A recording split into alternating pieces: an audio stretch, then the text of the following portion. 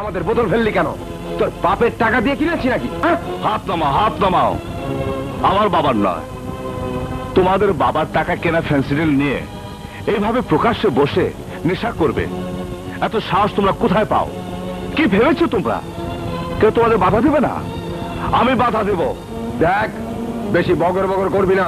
জানিস আমরা বাংলা কলেজের ক্যাডার। ক্যাডার? এই ছেলে ক্যাডার? বাংলা কলেজে পড়ো? হ্যাঁ, তাই বলে কি বাংলাদেশে মাথা কেড়ে নিয়েছো? বড়দের যোগ্য সম্মান দিয়ে কথা বলতে পারো না, অথচ কলেজের নাম বলে বেড়াও। এই যে বাবা টাকা দিয়ে ফেন্সিডিল কিনে নেশা করছো, এতে কি তোমার কলেজের নাম বাড়ছে? তোমার দেশের উন্নতি হচ্ছে? হ্যাঁ, হচ্ছে না, হচ্ছে না। বরং তোমরা এগিয়ে যাচ্ছ ধ্বংসের দিকে। নষ্ট করছো তোমাদের ভবিষ্যৎ, তোমাদের স্বাস্থ্য, তোমাদের পৌরসত্ব। এইভাবে আমাদের দেশটা দিনের পর দিন অবক্ষার দিকে এগিয়ে যাচ্ছে। মনে হয় আপনি শিক্ষক, এখানে লেকচার দিচ্ছেন। আপনি যান আপনার কাজে। এটা গণতান্ত্রিক দেশ, সবার সমান অধিকার। Yes, yes, young man. You are right. This is the democratic country. গণতন্ত্র মানে এটা নয় যে তোমরা প্রকাশ্যে নেশা করবে।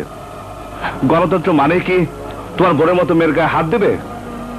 গণতন্ত্র মানে কি তুমি প্রকাশ্যে সন্ত্রাসী করবে? No, no. গণতন্ত্র মানে তোমার আমার সবার দায়িত্ব খারাপ সব কাজ থেকে বিরত থাকা। তোমরা দেশের ভবিষ্যৎ। তোমরা যদি ফেন্সিডিল খেয়ে তোমাদের ভবিষ্যৎ নষ্ট করো, তাহলে তাহলে এদেশে আর সোনার ছেলে জন্ম নেবে না। এগুলো না করে যাও, লেখাপড়া করে মানুষের মতো মানুষ হও। ভাই, আমাদের মাফ করে দেন, আমরা আর কোনোদিন নেশা করব না। শোনো ভাই, তোমরা সেদিনই বুঝতে পারবে যেদিন আমার সমান হবে। যাও ভাই, যাও। বাবা, তুমি পারো। নাও এখন চলো।